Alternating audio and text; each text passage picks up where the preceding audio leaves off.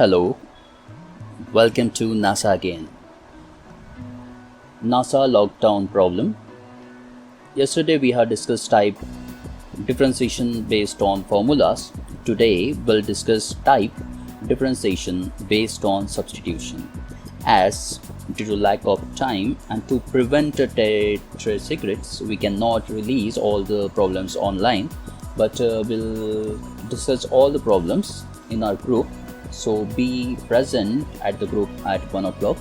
So next, moving further,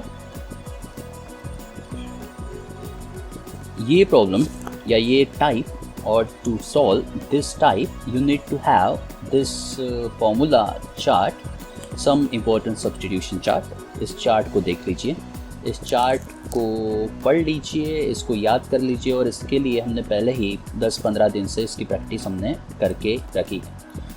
आप notice करिए, इस चार्ट की मदद से आप प्रॉब्लम्स को, आगे आने वाले प्रॉब्लम को आसानी के सॉल्व कर सकते हैं।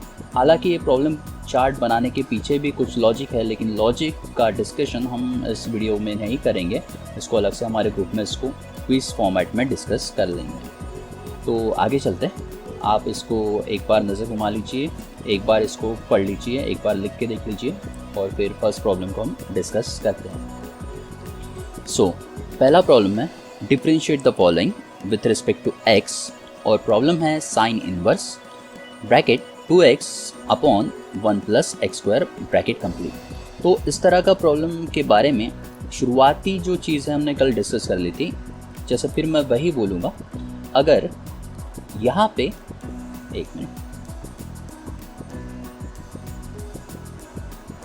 अगर यहाँ पे इस जगह पे ये पूरे ब्रैकेट में जो टर्म है उसकी जगह अगर साइन इनवर्स और आगे साइन होता तो मैं इस टर्म को उड़ा सकता और साइन साइन यहाँ पे, या फिर साइन इनवर्स और साइन से यहाँ पे कट जाता। अगर ऐसा होता तो ये प्रॉब्लम आसानी से सॉल्व हो जाता। और कुछ तरीका है क्या जिसकी मदद से हम इस टर्म को हटा सकते हैं। अगर हम इसको नोटिस करें तो इस चार्ट में दिया हुआ है ये वाला पार्ट, यहाँ पे दिया है 2x upon 1 plus x square होगा, तो आप tan थीटा को यहाँ पे पुट कर दीजिए। इसका मतलब ये है, हमें लिखना पड़ेगा सबसे पहले let y equal to sine inverse 2x upon 1 plus x square bracket complete, और फिर now put x equal to tan theta. और ऐसा क्यों करना चाहिए उसका डिस्कशन हम एक बजे कर लेंगे। x equal to tan theta, तो ये हो जाएगा, अगर आप देखिए यहाँ पे अगर आपने पुट किया x equal to tan theta, तो आगे इसका मतलब ये होता है कि tan अगर हमने इस साइड में भेज दिया तो थीटा का मतलब हो गया tan इनवर्स x। इस चीज़ की भी हमको ज़रूरत पड़ेगी, क्योंकि हम जब भी किसी चीज़ को पुट करते हैं वैल्यू, तो रीपुट करके हमको ओरिजिनल वैल्यू लिखनी पड़ती है, राइट। तो अभी ये इस वैल्यू को हम यहाँ पे पुट कर देते हैं, तो हमारा नेक्स्ट स्टेप में आएगा y equal to sine inverse 2 tan theta upon 1 plus tan square theta. अभी आप इस चीज़ को नोटिस करिए, आपको दिए हुए फॉर्मूले की लिस्ट में ये फॉर्मूला है, साइन टू थीटा का फॉर्मूला है। अगर आपको याद हो, आपने लिस्ट की काफ़ी प्रैक्टिस की है, sine two theta equal to 2 tan theta upon 1 plus tan square theta. ये फॉर्मूला है साइन टू थीटा का। इसका मतलब ये है, इस पूरे ब्रैकेट में जो भी टर्म दी हुई है आप उसकी जगह डायरेक्ट लिख सकते हैं साइन टू थीटा। इसलिए अगली स्टेप में लिखेंगे y equal to sine inverse sine two theta. तो यहाँ पे साइन और साइन कट जाएगा, और हमारा नेक्स्ट स्टेप में आएगा y इक्वल टू 2 थीटा।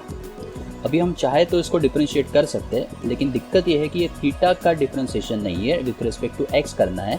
इसलिए ये जो वैल्यू थी वापस यहाँ पे रीपुट हमको करनी पड़ेगी। इसलिए हम अगली स्टेप में लिखेंगे y इक्वल टू थीटा का मतलब है tan इनवर्स x, और फिर हम करेंगे differentiate with respect to x, तो हमारा आंसर आएगा dy by d x, two constant है तो बाहर, d by d x of tan inverse x, तो हमारा फाइनल आंसर आएगा dy by d x equal to 2 upon tan inverse इसका डेरिवेटिव है 1 प्लस एक्स स्क्वायर, तो हमारा फाइनल आंसर है dy by d x is equal to 2 upon 1 plus x square.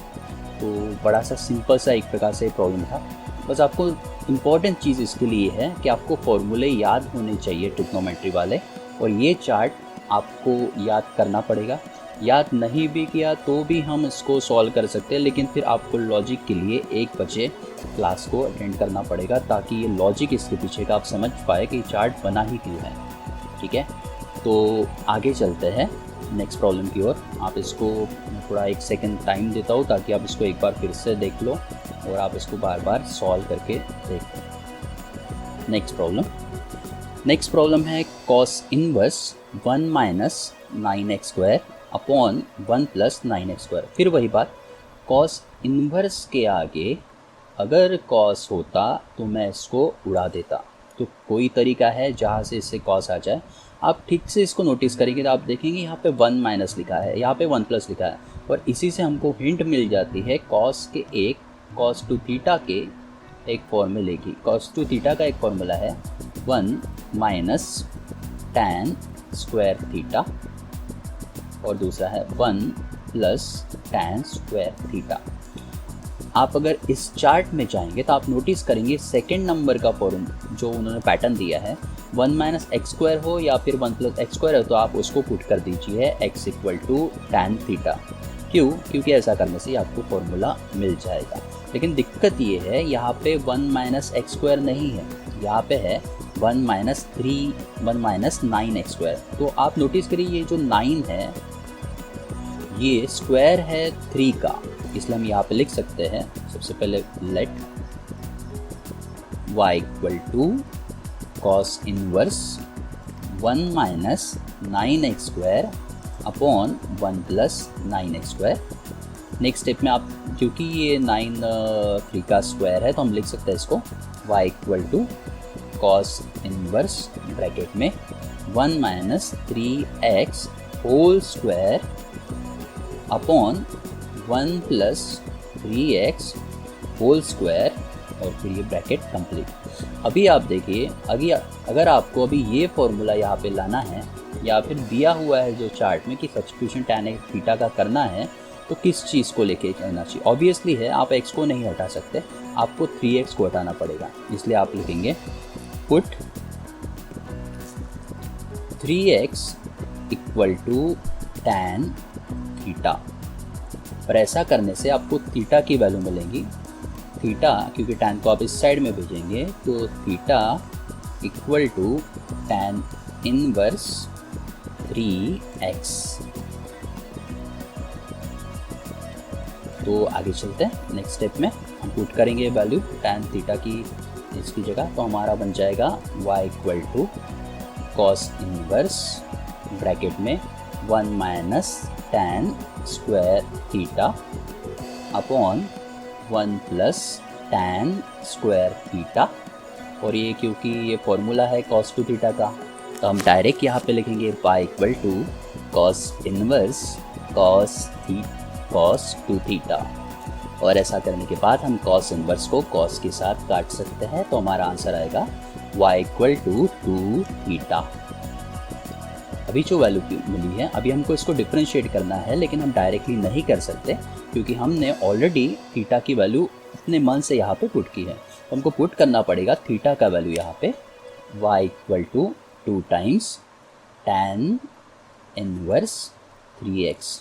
Now you can differentiate it directly, differentiate with respect to x। I will write it here in third column. So next step is dy by dx. You know 2 is constant, 2 constant है, तो आप 2 को बाहर निकालिए।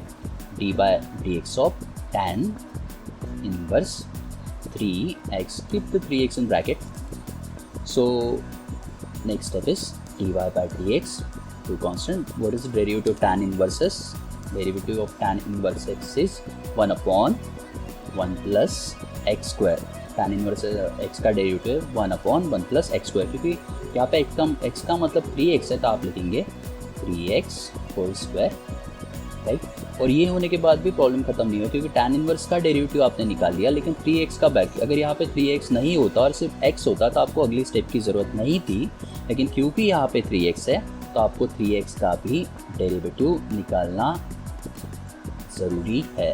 तो आप 3x का भी डेरिवेटिव निकालेंगे और ये स्टेप आएगा dy/dx equal to 2 into 1/1 plus 3 3 9 x square into 3x का डेरिवेटिव आएगा 3। तो final answer dy/dx equal to 3 2 6 upon 1 plus 9x square.